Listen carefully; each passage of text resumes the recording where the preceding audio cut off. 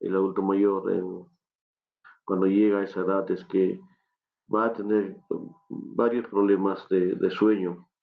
Y estos problemas de sueño van a estar relacionados principalmente a problemas que se van a presentar como consecuencia del envejecimiento, eh, la disminución del sueño, que es uno de los factores, la, el cambio del modo de sueño que van a tener son distintos. Entonces, esto es lo que vamos a estudiar a continuación. Primero vamos a hacer una pequeña introducción sobre el sueño para poder entender luego lo que es este insomnio.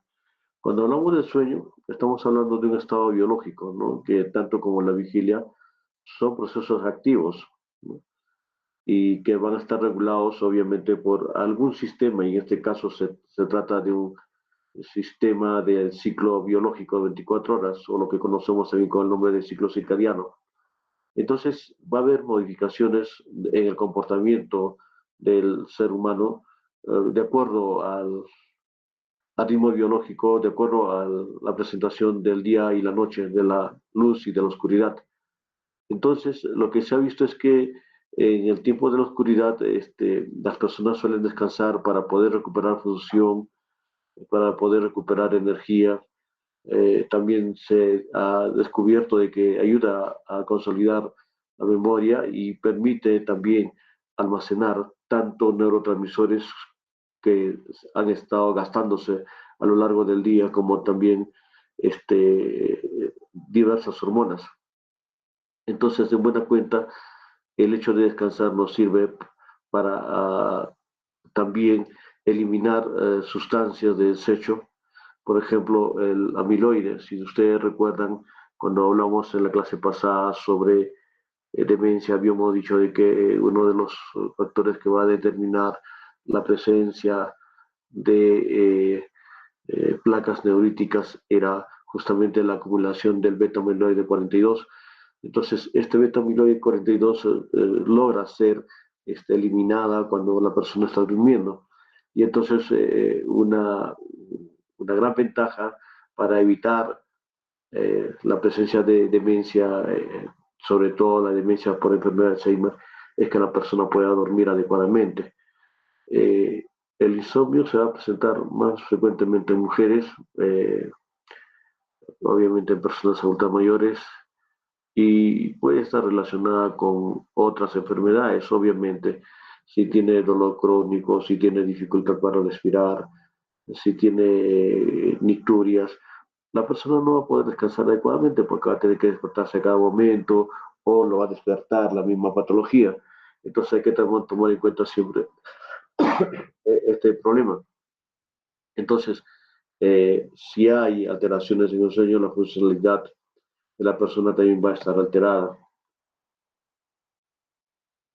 Ahora, en cuanto a las etapas del sueño, eh, nosotros vamos a tener, y ustedes ya deben haberlo estudiado en fisiología, ¿no? Dos etapas típicas, ¿no? El sueño REM, o en este caso denominado humor, y el sueño no REM, ¿no? El sueño REM representa un sueño con movimientos oculares rápidos, que va a representar el 20 al 25% del sueño total que tiene una persona. Va a tener un aumento de la actividad cerebral, incremento de la frecuencia cardíaca y respiratoria e inhibición de la actividad de los músculos voluntarios. En cambio, el sueño no REM se va a dividir en tres estadios. Anteriormente estaba considerado cuatro, como vamos a ver en la lámina siguiente, pero en general el sueño no REM se está dividido ahora en tres estadios, ¿no? La etapa uno, que es un estadio de transición, donde hay un sueño ligero, se va a presentar el cabeceo común que vamos a tener personas y va a estar representada en el electroencefalograma con ondas cerebrales reducidas con movimientos oculares lentos. La etapa 2 es la de relajación muscular, disminución de la temperatura corporal, la frecuencia cardíaca. Y bueno, en el electroencefalograma se van a encontrar espigas de sueño y complejos K. Y la etapa 3 es el sueño profundo, de ondas cerebrales de alto voltaje y baja frecuencia. En realidad, esta etapa es la etapa de sueño reparador. O sea, la persona que alcance esta etapa va a ir descansando adecuadamente. Y esto es uno de los grandes problemas que va a enfrentar el adulto mayor. como pueden ver, cuando hacemos una comparación entre el anciano y el adulto joven, ustedes se pueden fijar en la parte de abajo, ¿no? Cómo es que va a desarrollarse el sueño en el adulto joven. Del despertar va a pasar al sueño REM, luego va a pasar al sueño no REM, y ellos van a alcanzar el nivel 3, el N3, que significa que la persona alcanza a descansar adecuadamente, ¿no? Y miren, más o menos llegan 3 veces durante toda la noche a esta etapa, a este estadio, etapa N3. Entonces, es un sueño bastante reparador, adecuado, y la ventaja también es que no van a tener despertares, no se van a despertar, salvo cuando ya llegue la hora de despertarse, que debe ser después a las 6 de la mañana o alrededor de esa hora. Antes no va a suceder nada de eso. En cambio, en la figura de la parte superior, en el anciano, vemos de que los despertares van a ser bastante frecuentes en los adultos mayores. Se despiertan varias veces en la noche, ¿no? En este caso, por ejemplo, 3, 4, 5, 6, 7 veces durante toda la noche. Y cuando descansan, con las justas van a llegar al estadio 1 o al estadio 2, la etapa 2. Entonces, en realidad, la persona tampoco puede descansar adecuadamente. Este es un grave problema para los adultos mayores, porque primero no van a descansar bien, no va a ser un sueño reparador y segundo se van a despertar en forma intermitente durante toda la noche. Esto obviamente es perjudicial para la salud, ya lo hemos dicho, que puede afectar muchas cosas como vamos a ver más adelante. Uno de ellos que ya lo hemos señalado, la demencia, ¿no? En cuanto al sueño, esos estadios que hemos señalado anteriormente se van a alternar y se tienen entonces esos ciclos que van a durar más o menos entre 90 a 110 minutos, ¿no? De duración. La idea es que al menos se complete unos 4 ciclos por noche, eh, que es lo que va a permitir que la persona descanse adecuadamente. Ahora, en los ancianos esto no va a suceder como hemos visto, se van a despertar más rápido, o van a tener despertares frecuentes y no van a tener un sueño reparador. Entonces, esto se debe a muchas cosas, como lo vamos a ver dentro de un momento, ¿no? Buenos hábitos para dormir, cambios asociados al envejecimiento, modificaciones en el ciclo circadiano, en fin, enfermedades que puedan tener. Cuando tenemos entonces la fase de sueño, vamos a ver que ciertas estructuras del cerebro van a tener que ver tanto con la vigilia como con el sueño, y dependiendo también de si es un sueño REM o sueño no REM. El principal estimulante para que la persona pueda tener sueño o pueda estar en vigilia en realidad es la luz.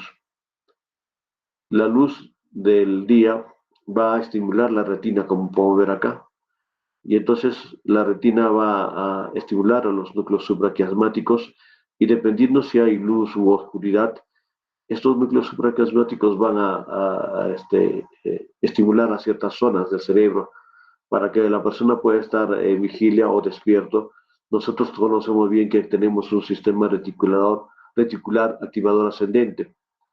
Este es la principal estructura que va a tener que ver con la vigilia, así como el hipotálamo posterior.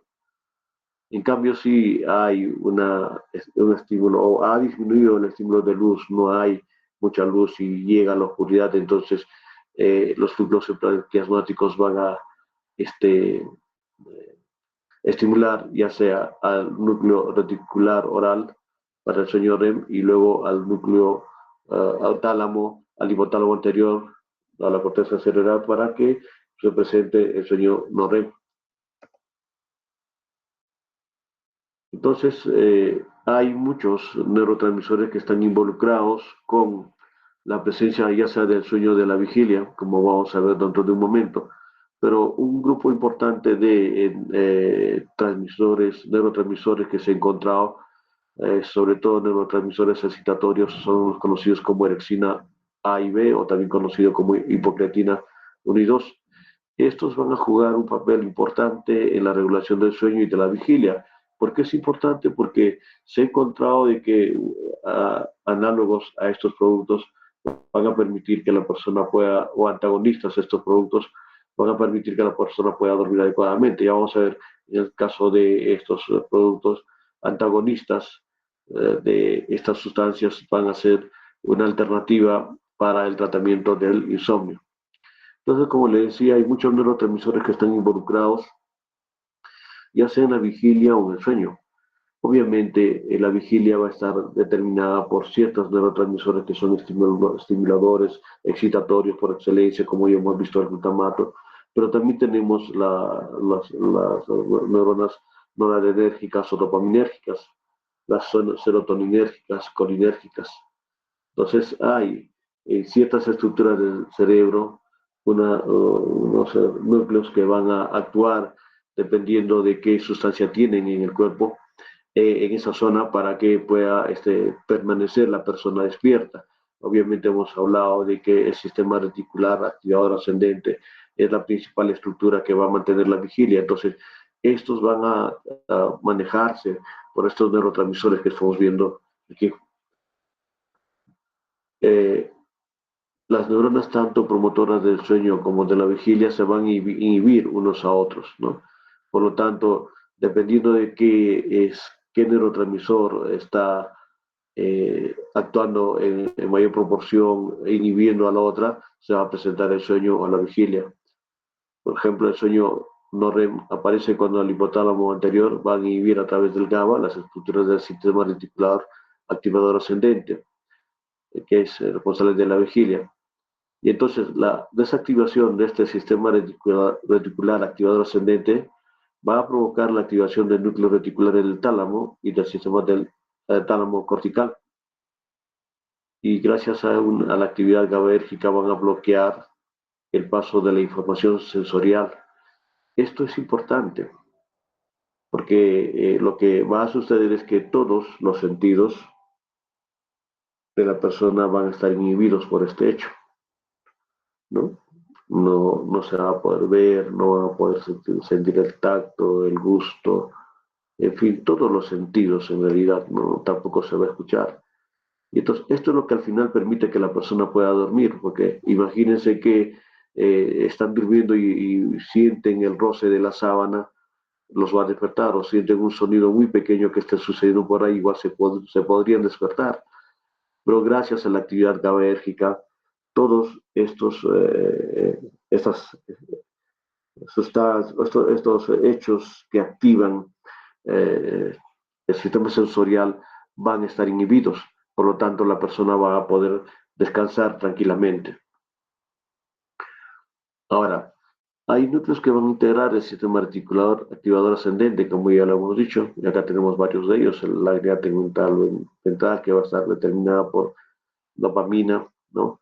El núcleo lateral dorsal, el tegmento pedúnculo pontino es por acetilcolina, locus coeruleus por norepinefrina, en fin.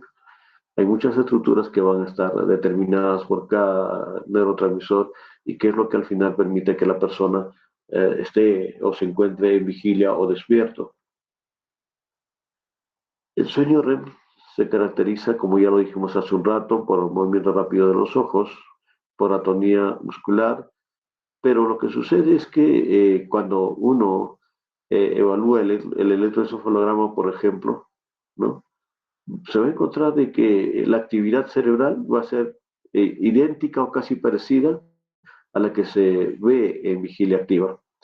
Entonces, por eso es que este sueño REM también es conocido como el sueño paradójico. O sea, se supone que ya está durmiendo la persona, pero el cerebro está activo, tan activo como cuando está despierta la persona. Entonces, esto se debe principalmente, ¿no?, a la actividad de ciertos neurotransmisores, como pueden ver acá, principalmente la acetilcolina. Entonces, en el sueño REM y en la vigilia, la acetilcolina está elevada. Y entonces, la actividad cerebral que va a suceder en el momento del sueño REM va a estar relacionada justamente a acetilcolina. Y esto va a hacer lo que va a hacer lo que se presente, va a hacer que se presente el, uh, el sueño REM, ¿no?, con las características en el electroencefalograma como que estuviese despierto la persona. Uno de los hechos importantes que las había señalado en las primeras láminas, o en la primera lámina, era el ciclo circadiano.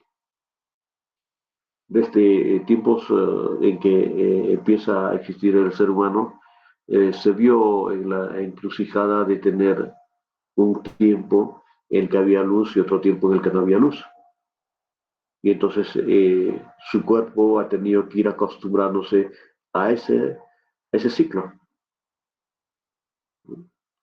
En el día a hacer actividades y en la noche, como no puede hacer nada, a descansar, a reparar el cuerpo, ¿no?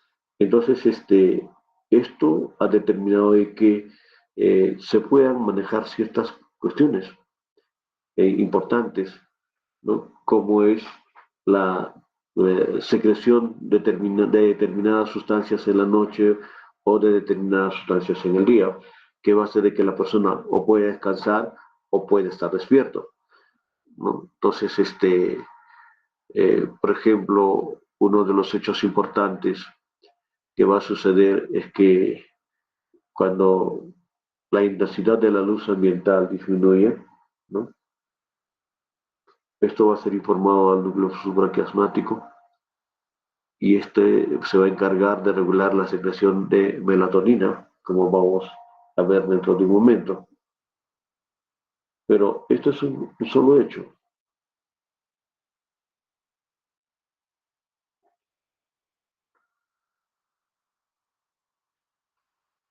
Otros hechos importantes que van a suceder es que en realidad se va a sincronizar absolutamente todo. La producción de neurotransmisores, la producción de hormonas, la producción de energía, todo esto se va a sincronizar a partir de qué? A partir del estímulo de luz-oscuridad, del ciclo circadiano. Entonces todo el organismo se va a dedicar a organizarse de esa manera, de tal manera como, por ejemplo, acá solamente se ha puesto un ejemplo, ¿no? La hormona estimulante adrenocorticotropa, ¿no? Se va a producir más o menos a las 6 de la mañana. Y obviamente, ¿qué va a hacer de que se produzca? ¿Qué efecto va a producir esto? La elevación del cortisol. Y por las tardes, ¿no? Estas dos hormonas van a ir disminuyendo paulatinamente, de tal manera que alcanzan sus niveles más bajos en la noche. ¿Y para qué se eleva en el día? ¿Por qué se eleva en la mañana, a las 6 de la mañana o 7 de la mañana el cortisol, por ejemplo? Para permitir de que la glucosa vaya del hígado al músculo esquelético. ¿Y esto para qué? Para que el músculo esquelético tenga la energía suficiente para hacer actividades. Y esto va a suceder con otras estructuras también. Por ejemplo, la hormona tiroidea. El nivel más alto de hormona tiroidea se alcanza más o menos en la mañana. Entre 7 y 8 de la mañana se alcanza el pico más alto de hormona tiroidea. Y la hormona tiroidea, como recuerdan ustedes, sirve para dar energía, sirve para que la persona pueda tener calor, pueda mejorar la temperatura, aumenta la presión arterial, etcétera, todas las actividades que cumplen. Entonces, esto permite que la persona pueda realizar sus actividades en el día. Y obviamente cuando tenemos patologías como por ejemplo el hipotiroidismo, en donde la hormona tiroidea no está elevada, más bien por el contrario está baja, vamos a ver que la persona difícilmente realiza sus actividades, está como agotado, como cansado, que no quiere realizar nada. Eso por un lado. También les había dicho que ese sincronismo que va a suceder por el ritmo circadiano, por el ciclo de luz-oscuridad, también va a afectar los neurotransmisores. Y lo que se ha visto es que los neurotransmisores en realidad empiezan a actuar también en las mañanas, a la hora de despertarse, los neurotransmisores como noradrenalina, adrenalina, serotonina, dopamina, glutamato, se van a encontrar en picos altos a nivel del sistema nervioso central. Y esto es lo que va a permitir que la persona pueda también hacer sus actividades, pueda razonar, pueda hacer aquellas actividades que van a demandar de su capacidad, de la capacidad del cerebro. Entonces, en general, van a suceder muchos cambios. Uno de los cambios importantes que también nos va a ayudar para poder determinar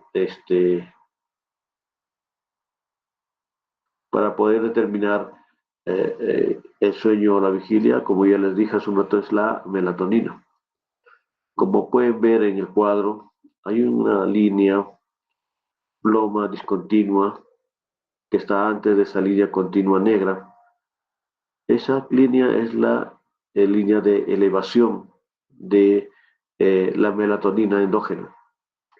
Como pueden ver, mucho antes de que la persona pueda empezar a dormir, 2 a 3 horas antes, empieza a elevarse la melatonina y durante toda la noche se va elevando hasta un pico y luego empieza a descender. Y también el descenso va a estar relacionado con el despertar de la persona, ¿no? Pasado el efecto de la melatonina, obviamente la persona va a despertarse. Y esto es importante porque lo que se ha visto es lo siguiente, que conforme pasan los años, la melatonina va a ir disminuyendo. Si ustedes ven aquí la concentración de melatonina en picogramos por mililitro, ¿no? Entre 1 y 3 años alcanza el máximo pico que está por encima de 250 y sucesivamente va disminuyendo de tal manera que en personas entre 70 y 90 años se encuentra una mínima cantidad de melatonina. Entonces, esto está relacionado en realidad con el insomnio y cómo lo podemos verificar con este cuadro. La prevalencia y la gravedad del insomnio se va a incrementar con la edad. Entonces hay una relación inversa con melatonina. Cuando menor cantidad de melatonina tenemos, mayor probabilidad de que la persona pueda tener insomnio. Y miren, el insomnio moderado grave es más frecuente todavía en personas mayores de 50 años, ¿no? Vemos ahí que uh, el insomnio moderado a grave se incrementa conforme pasan los años. En cambio, el insomnio leve se va a mantener ya casi estable a partir de los 50 años. Entonces, esto está relacionado en realidad con los niveles de melatonina. Entonces, un hecho importante también a recordar es que habrá cambios importantes en no,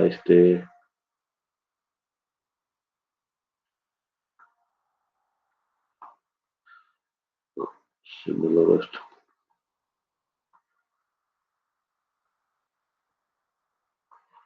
Un momento, por favor, voy a tener que salir y volver a entrar.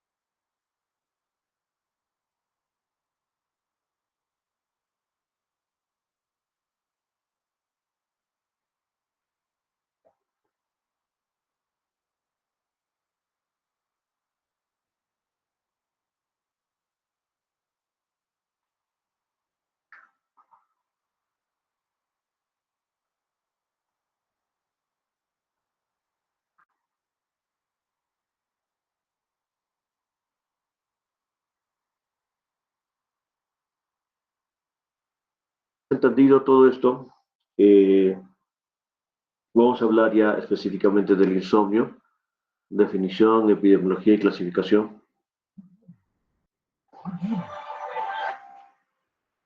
Eh, ¿Cómo se define el insomnio? Según la última clasificación de DSM-5, se define como una insatisfacción por la cantidad o calidad de sueño que está asociado ya sea a dificultad para iniciar o mantener el sueño o despertarse muy pronto en la mañana con incapacidad para volverse a dormir. Entonces, esa es la definición. Una de las cosas que siempre tenemos que recordar es que eh, esto es una definición prácticamente manifestada por el paciente.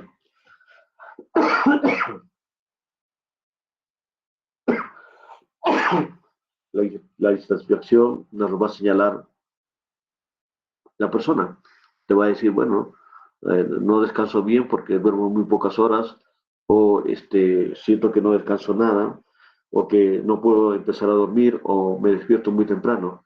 Entonces es bastante común escuchar estas cosas. Entonces cualquiera de ellos es prácticamente una definición de la forma como te lo va a contar el paciente. Esto es una cosa subjetiva, entonces no es tanto una cosa objetiva que tú puedas valorar. Entonces, este hecho subjetivo tú tienes que ir valorándolo.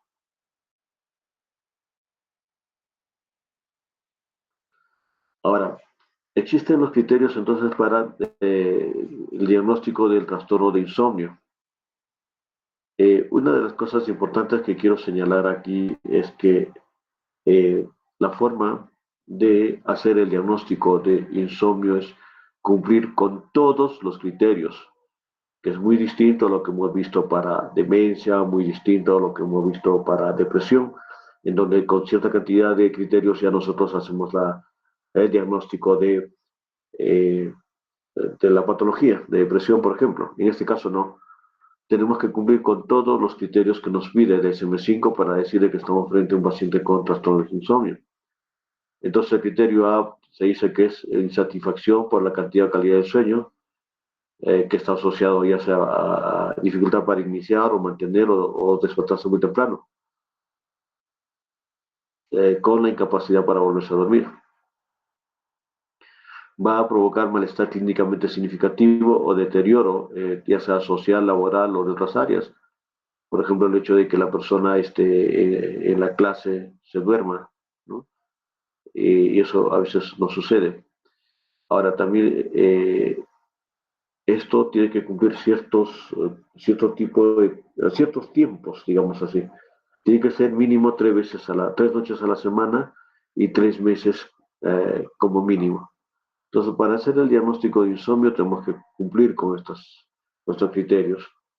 Esta dificultad se debe producir a pesar de que hay condiciones favorables para dormir, que no haya otro trastorno del sueño vigilia, ¿no?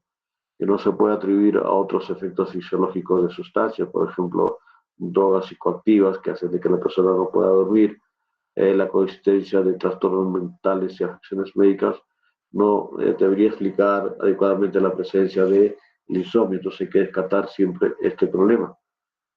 Con respecto a la epidemiología, lo que se ha visto es que hay estudios no concluyentes. En realidad, estudiar insomnio en cualquier grupo etario, no solamente los adultos mayores, es bastante difícil, ¿no? Y entonces solamente hay estimaciones de cuánto es lo que se puede estar presentando. Se dice que hay una variación entre 12 a 40%, ¿no? El 60% de personas que viven en residencia. Eh, eh, la incidencia anual más o menos sería un 5%, o sea, nuevos casos de insomnio en adultos mayores debería ser del 5%. Hay un estudio muy interesante de Platino que se hizo, un estudio en 4 grandes ciudades de Latinoamérica, ¿no? En donde se determinó la prevalencia de insomnio y se encontró que hay un 31% para Caracas y Montevideo y un 36% para Ciudad de México y un 42% para Santiago de Chile. Entonces, son cifras que se aproximan, ¿no? Podríamos decir en todo caso, un tercio de la población adulta mayor en realidad tiene problemas para dormir. Bueno, y si estamos hablando de un tercio de la población, ya es una población bastante importante. Uno de cada tres personas prácticamente no duerme bien. Entonces, como les dije al comienzo de la clase, este es un problema también bastante serio e importante en el adulto mayor. Pero hay que saber distinguir cuál es el insomnio en realidad. Este cuadrito nos va a ayudar para eso. La mayoría de las personas pueden quejarse de insomnio, ¿no? Dicen, sí, no puedo dormir, eh, no me despierto temprano, me echo en la cama y no puedo dormir. Entonces, aparentemente las quejas de insomnio están en un 30-48%, ¿no? Eh, y algunos incluso dicen, no, mi insomnio es muy grave, y estoy en 10 a 28%. Tomemos en cuenta lo que les dije sobre la definición. Es una definición de un hecho subjetivo, o sea, algo que nos dice la persona, ¿no? Ahora, quejas más consecuencias diurnas ya empieza a bajar, como pueden darse cuenta ahí, hay un 9 a 15%, o sea, cumpliendo los criterios que les había dicho hace un rato de DSM-5, donde nos dice que también es importante para hacer el diagnóstico que haya consecuencias diurnas, la situación disminuye a 9 a 15%. Y si vemos insatisfacción de calidad y cantidad de sueño, a 8 o 18%. Entonces, en realidad, el insomnio, diagnosticado como tal, de acuerdo a los criterios del DSM-5, con todos los criterios que se vayan a cumplir, es bastante bajo, más o menos un 6%. Entonces, hay que tomar en cuenta siempre eso. Quejas de insomnio pueden haber, pero no todas las quejas de insomnio van a terminar siendo insomnio. Hay que hacer una buena evaluación, hay que aplicar los criterios del DSM-5 para que podamos determinar en realidad si es que estamos frente a un paciente con insomnio o no. Y para poder hacer este diagnóstico nos tenemos que ayudar de muchas cosas, sobre todo de la anamnesis que siempre hemos señalado. Es muy importante que se haga una anamnesis adecuada.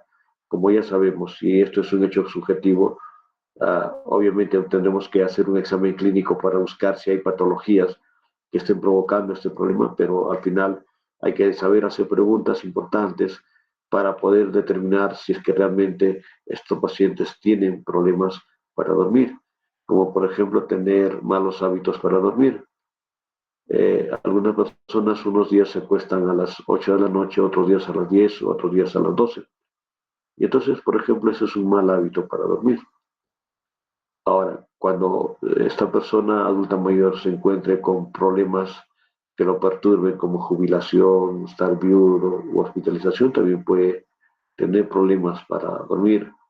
Y si hay patologías, obviamente esto va a repercutir mucho en la presencia del insomnio, como lo dijimos, la presencia de patologías cardiopulmonares, por ejemplo, una falla cardíaca crónica en donde la persona vaya a presentar en general disnea paroxística nocturna, obviamente esta persona va a tener problemas para poder dormir.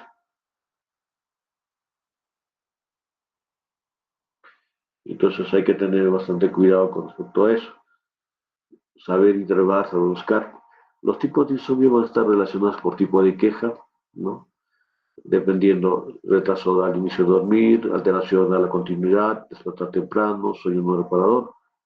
Por la duración puede ser transitorio agudo, de corta duración o crónico. Por la causa puede ser primario, generalmente los idiopáticos, y secundario por alguna enfermedad, ya sea psiquiátrica o enfermedad médica, ¿no? Entonces hay que tomar en cuenta eso.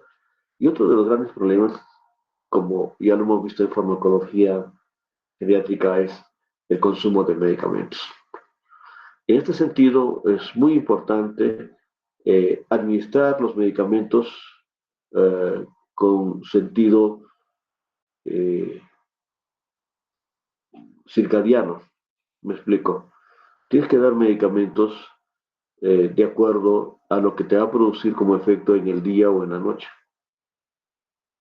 Un ejemplo así simple son los diuréticos, ¿no?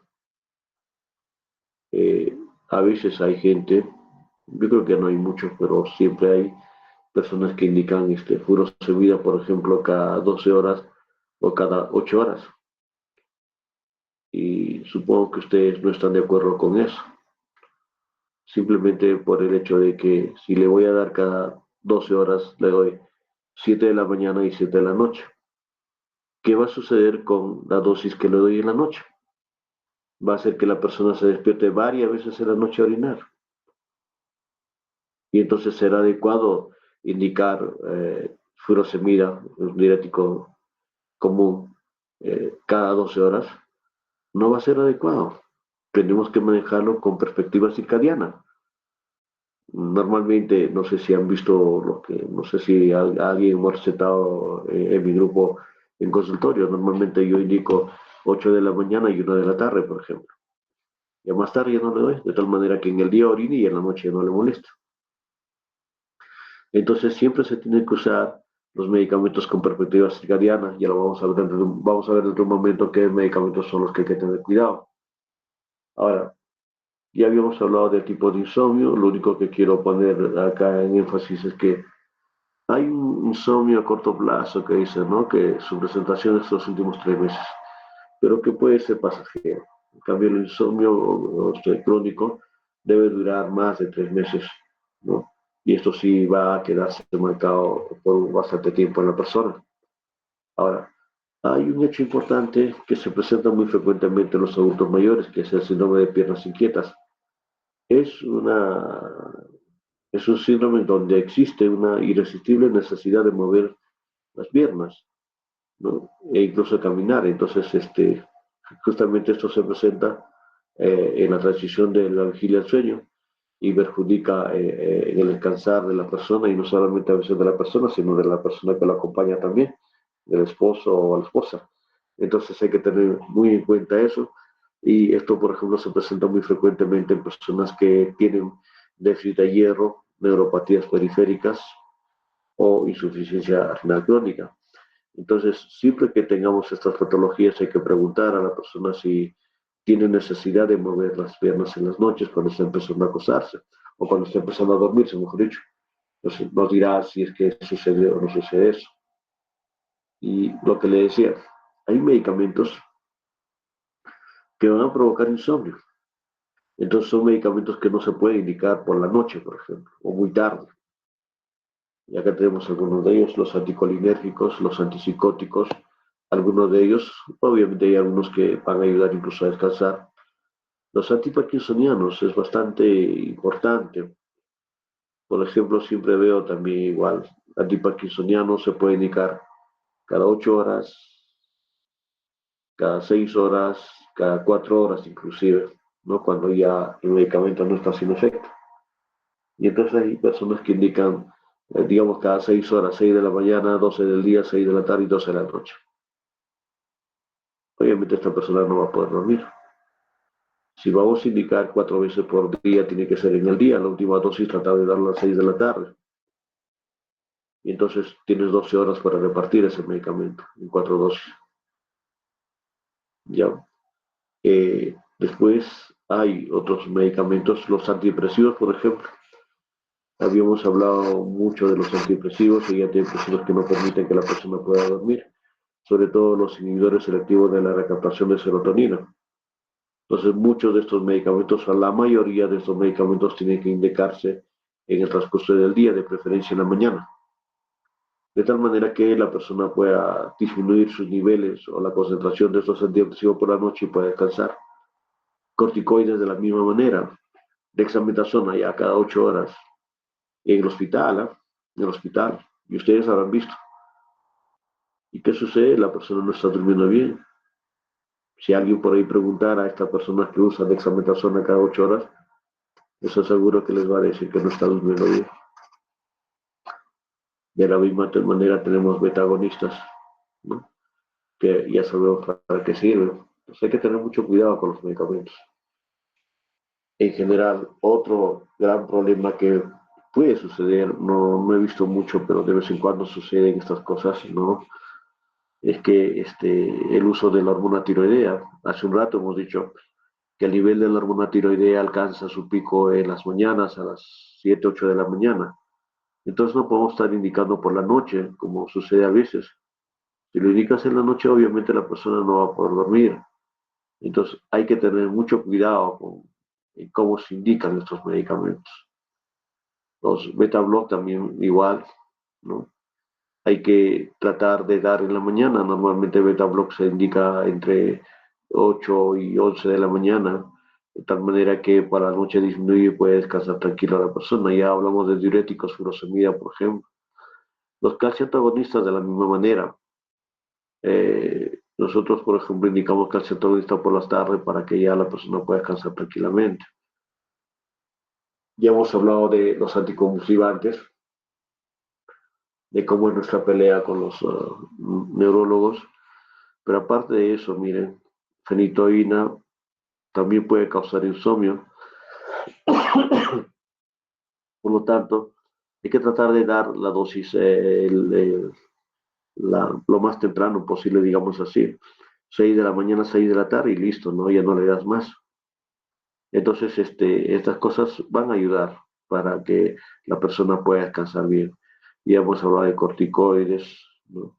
Los antipsicóticos, sobre todo por el efecto rebote, levodopa, piperideno también son antiparkinsonianos, entonces hay que tomar en cuenta lo que ya les dije. Inhibidores de la recaptación de serotonina, ya les dije, lo ideal es que se tenga que indicar en la mañana, ¿de acuerdo? Entonces, nuevamente, solamente por medicamentos podríamos estar haciendo daño al adulto mayor, y entonces hay que tener mucho cuidado con medicamentos para insomnio. Ahora, la persona adulta mayor, por ser adulta mayor, tiene ciertas características con respecto al sueño. La duración del sueño normalmente va a disminuir con la edad. Normalmente una persona debe descansar entre 7 a 8 horas por día, o por noche, mejor dicho, no debe ser menos. Pero las personas adultas mayores normalmente tienen menos de 7 horas. Entonces esto ya es un inconveniente para ellos. Otro problema muy común es que las personas van a tener sus siestas o cabezadas, pero estas no pueden ser múltiples o son múltiples en los adultos mayores y esto es lo que hay que evitar. El sueño ya es fragmentado, como ya lo hemos visto en un cuadro anterior, tiene más despertares nocturnos, ¿no? Tiene disminución en la capacidad de recuperación del sueño tras privación de este. Entonces lo que hay que tratar es evitar de que se le prive el sueño al adulto mayor. No es posible que lo lleven a una fiesta y lo tengan hasta las 12 o 11 de la noche cuando él duerme a las 8 o 9 de la noche, porque lo llevan y después van a estar 2 o 3 semanas, hasta 3 meses, sin que la persona pueda descansar adecuadamente y luego lo llevan porque ya tiene insomnio, obviamente, por una sola noche que han cambiado su ritmo de sueño. También va a haber una disminución progresiva del umbral de despertar. Y esto es bastante común. Se dice que el sueño es más ligero, un sonido más o menos considerable va a poder despertarlos. En cambio, si a ustedes jóvenes le ponen un cohete al costado del dormitorio, posiblemente ni se despierten. Pero los adultos mayores, con el solo hecho de que vaya a caer una piedrita por ahí o se mueva algo en la noche, ya se despiertan las personas. Entonces, ¿por qué? Porque sus, su umbral, ¿no? De despertar está disminuido en el adulto mayor. Entonces hay que tener mucho cuidado por eso. Ah, Aparentemente la persona tiene un sueño nocturno adelantado y obviamente va a tener un despertar precoz. Si se duerme a las 8 de la noche, pues es obvio, a las 4 ya va a estar despierto. 8 horas de sueño ya es bastante, más que suficiente. Eh, También va a haber quejas sobre mayor percepción de mala calidad de sueño y sobre todo, como siempre, las mujeres se van a quejar más de este problema, ¿no? Ahora, para valoración inicial del sueño se tiene que hacer todas estas preguntas que están puestas acá, ¿no? A qué horas normalmente va a la cama y a qué horas se levanta, tiene problemas para conciliar el sueño, cuántas veces se despierta durante la noche, y si tiene problemas para volver a conciliar el sueño luego que se ha despertado, si su cónyuge ronca fuerte, o si se mueve las piernas o da patadas mientras duerme, si la persona grita, habla o da patadas mientras duerme, si está dormilado durante la mayor parte del día, si da cabezadas, si da siestas, ¿no? Si está tomando algún medicamento, entonces hay que ver si es que esto tiene relación. Y sobre todo medicamentos si está asociado o para ayudarlo a dormir. Esto es bastante común y ya sabemos qué tipo de medicamentos les indican para dormir, ¿no? Entonces, el otro tema es que el insomnio puede estar asociado a patologías, como por ejemplo depresión. Vamos a ver más adelante eso. Alcoholismo, duelo, demencia. En cuanto a patologías médicas, poco insuficiencia cardíaca, y hablamos cardiopatía isquémica también, enfermedad renal crónica, patologías que cursan con mucho dolor, cáncer, reflujo gastroesofágico, en fin, hay muchas patologías que van a alterar el sueño y van a causar insomnio en el adulto mayor. Eh, las cabezadas diurnas y dormir menos de 7 horas está asociado con mayor riesgo de caídas, con deterioro cognitivo, con alteraciones de la deambulación y el equilibrio, y dificultad para controlar la ingesta de los medicamentos. Entonces, como pueden ver, el solo hecho de dormir en el día o cabecear en el día puede ser un grave problema para el adulto mayor. Ya se ha establecido que hay una relación bidireccional también entre depresión e insomnio, ¿no? El dolor también es una causa muy frecuente para que la persona tenga este, insomnio.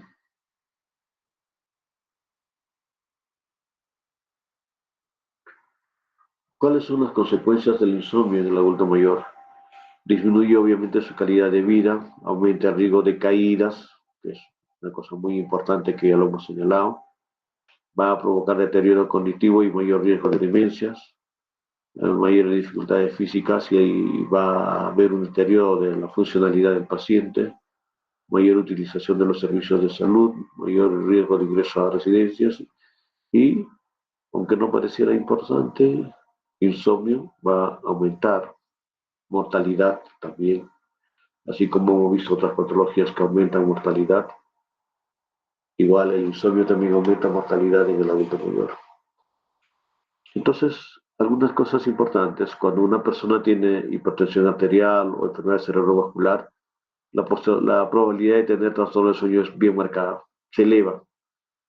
Y esta elevación de la probabilidad de tener trastorno del sueño, principalmente insomnio, va a hacer también que se pueda presentar hipertensión o depresión o enfermedad cerebrovascular. Entonces al final vamos a entrar en un círculo vicioso de alguna patología que termina provocando insomnio y esa patología se ve agravada o inicia a partir de la presencia del insomnio. Entonces un factor de riesgo también para enfermedad cerebrovascular, como hemos visto en otras patologías, como por ejemplo la depresión, es la presencia de insomnio. Y si una persona tiene insomnio y depresión sin necesidad de tener hipertensión arterial ni diabetes mellitus, posiblemente va a terminar siendo EDCB, simplemente por esas dos cosas que está presentando. Entonces, hay que darle la importancia que tiene también el insomnio, sobre todo para patología o enfermedades cerebrovasculares, ¿ya? El insomnio en el paciente mayor está asociado a una mayor morbilidad y mortalidad justamente por este hecho. Entonces, y también obviamente va a aumentar la morbilidad porque aumenta la posibilidad de caídas y hemos visto que caídas también aumenta la probabilidad de mayor mortalidad. Entonces todo tiene relación y nosotros tenemos que manejar eso de manera adecuada. También está asociada con enfermedades cardiovasculares. Se ha visto que aquellas personas que tienen insuficiencia cardíaca, ¿no? Más del 70% de estas personas van a tener sueños de mala calidad, sobre todo porque tienen nicturia o disnea paroxística nocturna.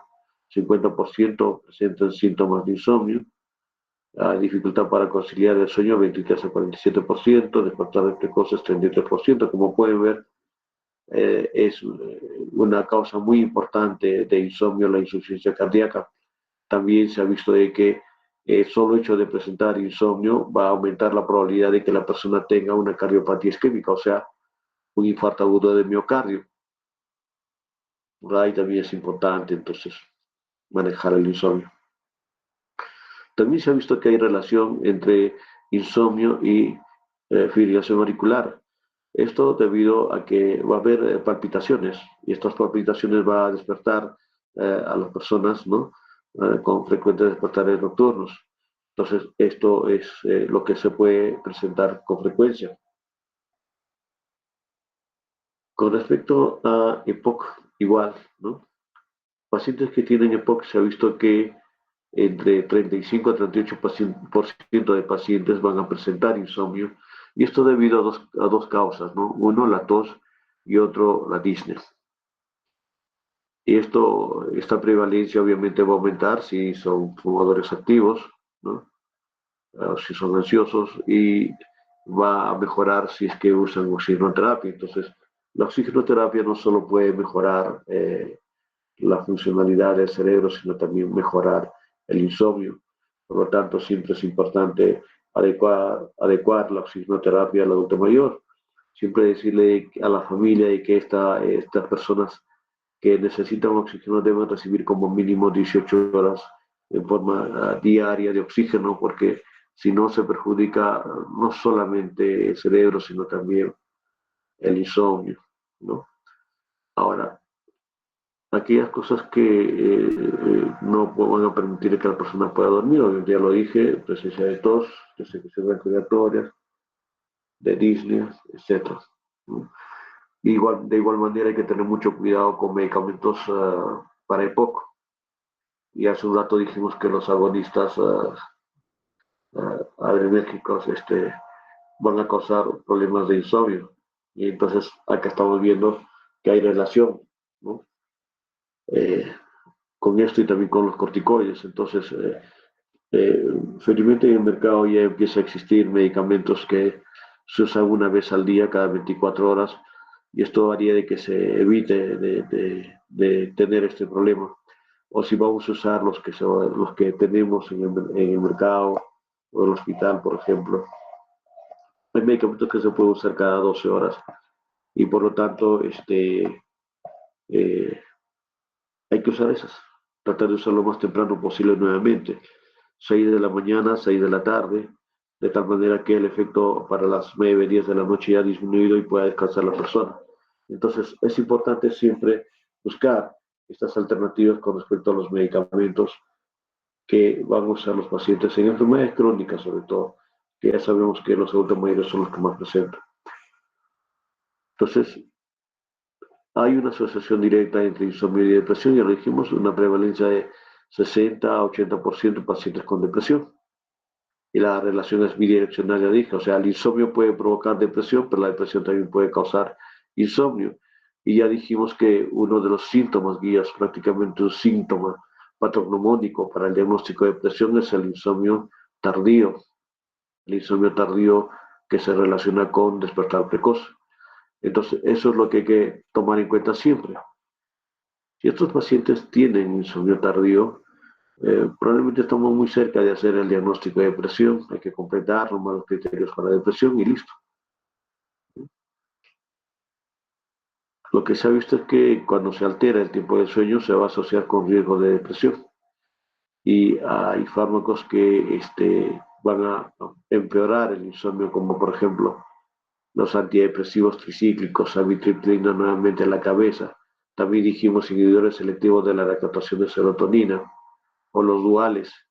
Entonces, estos medicamentos hay que tratar de dar. Tricíclicos, ni darle, pues no, ya hemos quedado en que no. Pero los IRSR, eso sí se podrían indicar, pero en la mañana, de tal manera que la persona pueda descansar tranquilamente por la noche. Ahora, cuando se trata de insomnio, se ha visto de que se mejora la depresión. Por lo tanto, es una buena alternativa en problemas en pacientes que tienen un insomnio tardío, tratar las dos cosas, tanto insomnio como eh, depresión. Y esto va a mejorar las dos cosas a la vez. También habíamos hablado de que hay relación con Parkinson. Miren, la relación no solamente es con el tratamiento de Parkinson, sino también con la misma enfermedad de Parkinson. Entonces hay dos cosas importantes a tomar en cuenta cuando hay una relación, cuando buscamos una relación entre insomnio y Parkinson.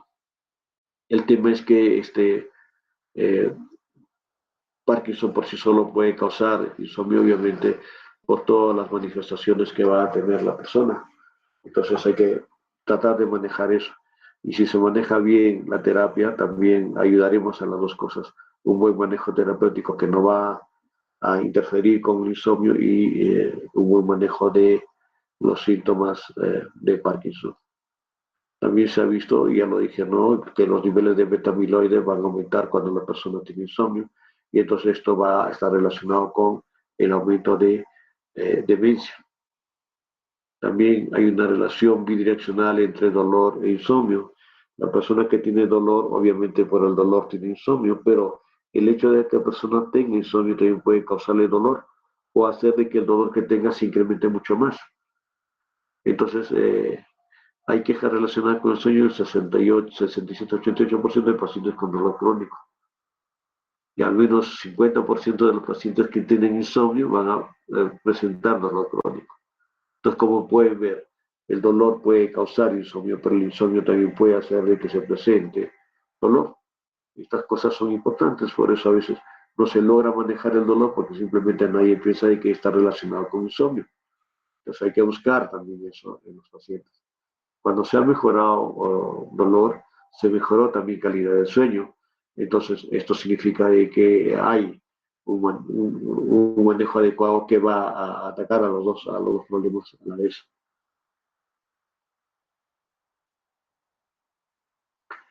Entonces, para hacer el diagnóstico, ya hemos hablado, se necesita usar todos los criterios del DSM-5 y para hacer la evaluación ya lo mismo, hacer una buena anamnesis, un examen clínico adecuado, hacer valoración genética integral para ver si hay otros problemas más que estén relacionados con esto. Cuando se estudia exclusivamente sueño, ya vamos a tener que buscar la cronología desde cuando tiene, ya hemos dicho, de que necesitamos que al menos haya 3 a la semana que no puede alcanzar, que dure más de 3 meses para poder hacer el diagnóstico y cuál es el problema que tiene. ¿Es insomnio de conciliación, de permanencia o insomnio tardío? Hay que ver si también hay depresión o no, hay trastorno de comportamiento, etcétera, que nos permita tratar también ese problema.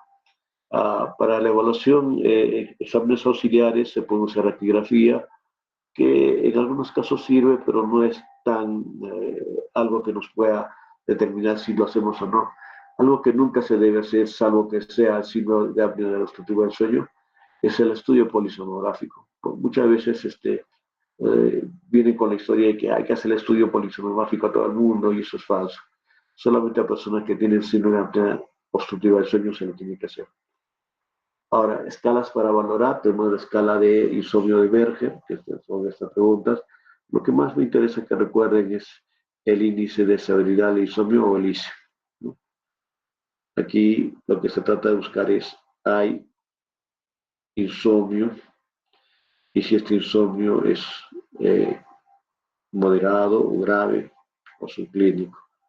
Y entonces se hacen estas preguntas que están puestas acá, ¿no? Dificultad para quedarse dormido, dificultad para permanecer dormido, se despierta muy temprano. Entonces se le va dando puntaje de acuerdo a si no tiene problemas o es muy grave eso.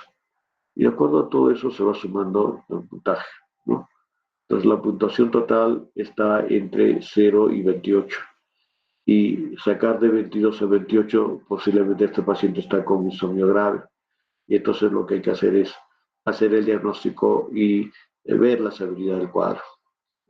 Para eso nos sirve el ISI y es una buena alternativa para el manejo de el insomnio. Este es un algoritmo que nos permite poder aplicar los criterios que hemos visto para si este paciente tiene insomnio o no. ¿Y qué es lo más importante acá? Una vez que ya hemos aplicado, una vez que tengamos la posibilidad de que este paciente tiene insomnio, siempre hay que buscarle la causa. Uno de los hechos más frecuentes, más importantes es encontrar causa, porque muchos de los problemas de insomnio están relacionados con patologías médicas o patologías psiquiátricas o manejo de fármacos, como podemos ver acá, ¿no? Causas ambientales, no tiene una buena higiene del sueño, ¿no? Causas médicas, cualquier patología de las que hemos hablado, patologías psiquiátricas, medicamentos o fármacos, ¿no? U otras cosas que pueda tener. Y entonces, de acuerdo a eso, es que se va a empezar a tratar. Uno tiene un problema de causas ambientales, que ahí no hay una higiene adecuada del sueño, no manejaremos primero la higiene adecuada del sueño. Entonces, luego recién veremos cómo se maneja. Entonces, pasamos al tratamiento. Una de las cosas que quiero que recuerden es que para depresión nosotros habíamos dicho, primero damos medicación y luego hacemos algún otro procedimiento, ¿no? Algo como, por ejemplo, terapia psicológica, ya sea cognitiva, conductual, etcétera, lo que haya. En cambio, aquí en insomnio, lo último que debemos dar es medicamentos. Lo último. Primero hay que agotar todas las posibilidades de tratamiento no farmacológico y cuando ya todo no funciona, recién tenemos que usar tratamiento farmacológico.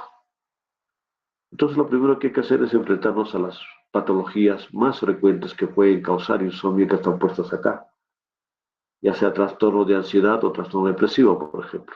Ansiedad, dificultad para conciliar el sueño, o depresión, despertar precoz, ¿no? Entonces, vamos a tener que buscar todo esto. Hay que buscar si hay síndrome de apnea obstructiva del sueño, si hay narcolepsia, si hay síndrome de piernas inquietas, si hay reflujo gastroesofágico, donde vamos a encontrar ardor nocturno, despertar, halitosis, ortopnea, por alguna patología que tiene. Entonces, en realidad, nosotros vamos a encontrarnos con diversas patologías que evitan que la persona pueda dormir adecuadamente, que tengan insomnio. Entonces, la primera medida que uno debe adoptar para tratar insomnio es buscar patologías. Y si hay alguna patología, tratar la patología. Por lo tanto, un buen porcentaje, un 30, 40, hasta 50% de los problemas de insomnio están relacionados a patologías médicas. Por lo tanto, dando medicación para esa patología médica se habrá resuelto el problema. Entonces, luego pasamos al tratamiento no farmacológico, como lo dije. Y el tratamiento no farmacológico, lo más importante son las medidas de higiene del sueño. ¿Qué significa esto? De que tenemos que adecuar al adulto mayor a tener un estilo de vida adecuado para que pueda descansar, dormir tranquilamente y no sufrir de este problema de insomnio. Una medida de higiene del sueño, por ejemplo, es tener un horario fijo para acostarse y para levantarse. Permanecer en la cama el tiempo suficiente. Si no se puede dormir a los 30 minutos, se tiene que levantar, caminar un poco, realizar alguna actividad relajante. Luego de 10 minutos volver a echarse para tratar de dormir. Por otro lado, la siesta debe ser una sola vez por día, no 4 o 5 siestas al día, como suelen tener algunos estudiantes de medicina. Y esta siesta debe ser inferior a 30 minutos. No debe pasar nunca de 30 minutos, porque si no, se interfiere con el sueño. Se dice que por cada 10 minutos más de siesta que tenga la persona va a perder 1 hora de sueño. Entonces, si tiene una siesta de 1 hora, pues imagínense la cantidad de horas que no va a poder dormir. Por eso es importante que la siesta sea máximo 30 minutos, no debe pasar eso. Después, en la cama no se debe hacer actividades distintas a la de dormir, por ejemplo, ver televisión, escuchar radio, comer, hablar por teléfono, discutir con la pareja, con el enamorado, tampoco, ¿no? También se debe realizar ejercicios suaves durante el día, no antes de dormir, durante el día, de preferencia en las mañanas y de preferencia antes de las 10 de la mañana. Entonces la persona se despierta, toma su desayuno y luego debe hacer su caminata de 1 hora antes de las 10 de la mañana. Eso ayuda mucho. Luego, se debe evitar bebidas que contengan cafeína, como las colas, el café, etcétera, porque eso no permite que la persona pueda dormir. Se debe practicar ejercicios de relajación antes de acostarse. No deben usarse alcohol y tabaco, sobre todo cuando se va a dormir o antes de dormir. Esto altera mucho y entonces ya no se puede descansar bien. Debe haber unas condiciones ambientales adecuadas para que pueda dormir la persona. O sea, no debe haber luz, sonido, ¿no? Ruidos, ventilación, temperatura adecuada. Entonces no es concebible, por ejemplo, que la habitación del adulto mayor esté frente a la calle o de hacia la calle, ¿no?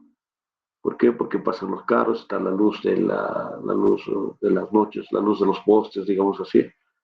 Entonces todas esas cosas no lo van a dejar dormir adecuadamente. Tiene que estar en un ambiente al interior y donde pueda tener una temperatura, ventilación adecuada y pueda descansar adecuadamente. Tampoco debe acostarse con hambre la persona porque si no, no va a poder descansar adecuadamente. No se debe usar ordenador o bueno, todos aquellos que tengan pantallas de luz este, antes de acostarse, ¿no? Entonces, en general, la higiene del sueño es acostarse y levantarse a la misma hora, exponerse a la luz solar por la mañana, ya lo dije, después del desayuno, evitar cenas copiosas, no alcohol ni bebidas cafeinadas, evitar tabaco, mantener condiciones ambientales adecuadas para dormir, dejar un periodo de desconexión antes de dormir, ejercicios en el día, pero no 2 horas antes de dormir, evitar siesta de más de media hora y ordenar fármacos con perspectiva circadiana, como ya les dije.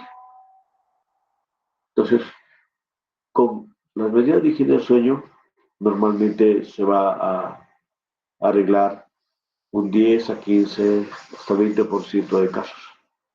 Entonces, del 100%, ya sabemos que el 50% se resuelve con tratamiento de enfermedades médicas, un 20% lo haremos con higiene del sueño y un 10%, un poco más, con terapias psicológicas como la terapia cognitiva conductual que se ha puesto acá, o también el uso de otras terapias, como por ejemplo terapia de control de estímulos. Son alternativas que se puede hacer, ¿no? Para que la persona pueda descansar adecuadamente. Entonces pasamos a solamente un 10 a 15% de las personas que tienen en realidad insomnio deben de recibir tratamiento farmacológico.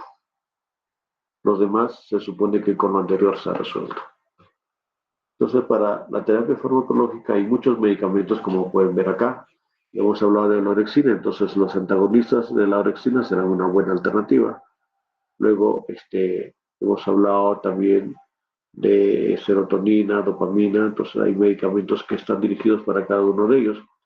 El GABA, que bueno, están puestos también como benzodiazepinas o barbitúricos, como ya hemos visto, no son medicamentos ideales para los adultos mayores. Y bueno, siempre lo ponen y yo también tengo que poner, no puedo evitar benzodiazepinas, hipnóticos, no benzodiazepínicos, antidepresivos, como pueden ver, mirtazapina, que creo que hablamos bastante de esto en la clase de depresión. Antipsicóticos, le dije que algunos antipsicóticos ayudaban a alcanzar, como por ejemplo quetiapina, que es un buen medicamento, estimuladores de la melatonina, ¿no? Antihistamínicos que se puede usar. Entonces pasamos a ver primero los hipnóticos benzodiazepínicos.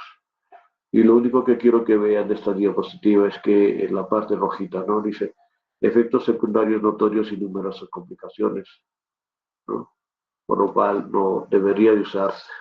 Y si hay que usarlo, podría ser en insomnio de conciliación, ¿no?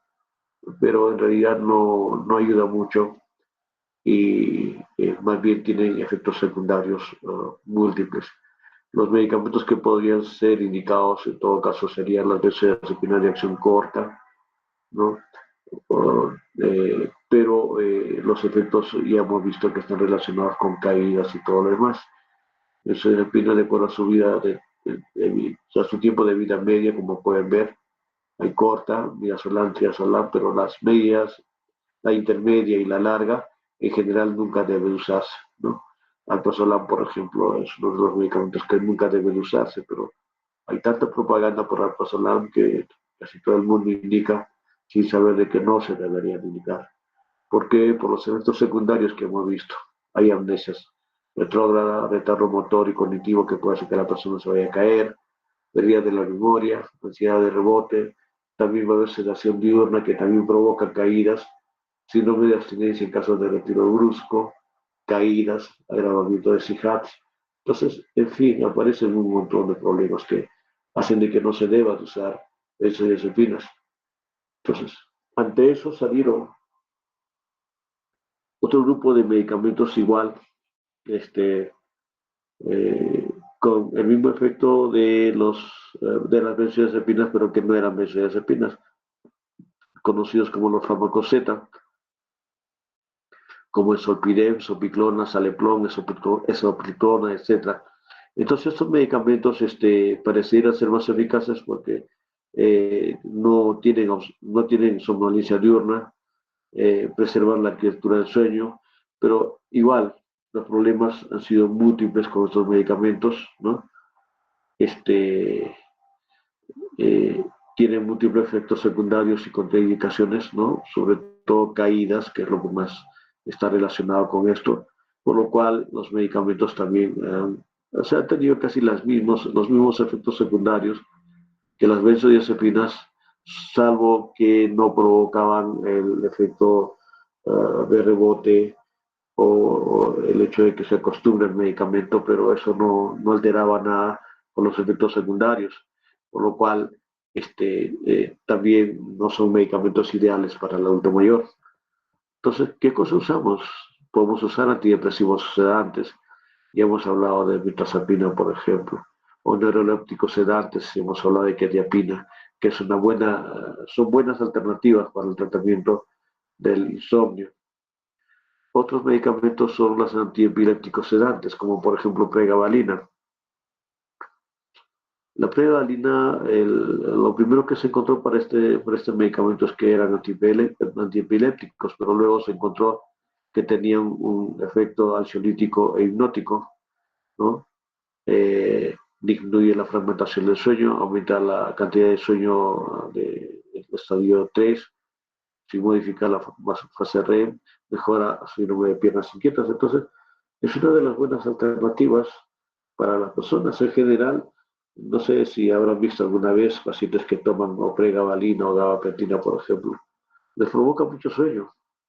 Y entonces, si uno logra manejar bien las dosis, este sueño solamente puede ser provocado en la noche y ya no en el día. Y entonces termina siendo un buen medicamento como alternativa para el insomnio. Luego tenemos los antagonistas de los receptores de la orexina, que son muy buenos medicamentos porque mejora inducción y mantenimiento del sueño. Es muy bueno para insomnio primario, para insomnio provocado por otros problemas neuropsiquiátricos como por ejemplo Alzheimer. Tiene un buen perfil de seguridad, escasa somnolencia diurna, respuesta adecuada en caso de despertar nocturno, ausencia de dependencia y tolerancia. Estos medicamentos sí existen en el Perú. Suborexa, por ejemplo, es un buen medicamento, una buena alternativa que se puede dar a las personas. Y por último tenemos la melatonina. La melatonina, como ya hemos visto el efecto en unas diapositivas anteriores, lo que hay que tomar en cuenta en este caso es que hay varios tipos de melatonina y lo que se ha demostrado es que las melatoninas de acción corta no han servido para el manejo de insomnio, sino más bien la melatonina de acción larga. Por lo tanto, una buena alternativa es el uso de melatonina de acción larga, porque con esto lo que se ha visto es que se puede mejorar la calidad del sueño, ¿no? En comparación con el placebo, como pueden ver ahí. Luego también se ha visto que la alerta diurna se mejoró mucho más y no ha habido afectación de ello. Y en general se puede usar en personas mayores de 55 años, mejoraba la latencia, la calidad del tiempo total de sueño, ¿no?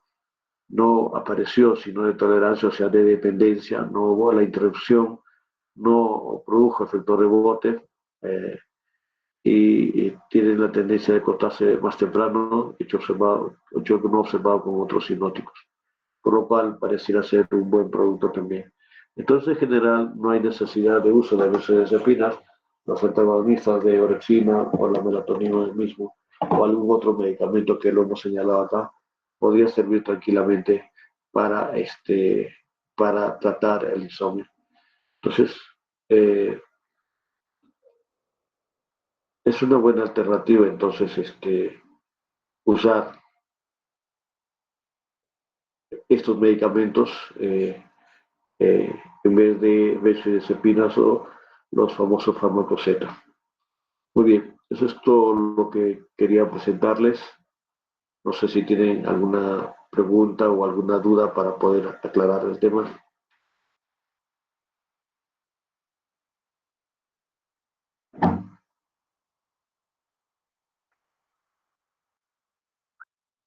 ¿Alguna pregunta? Muy bien. Entonces, si no existieran muchas preguntas, les agradezco.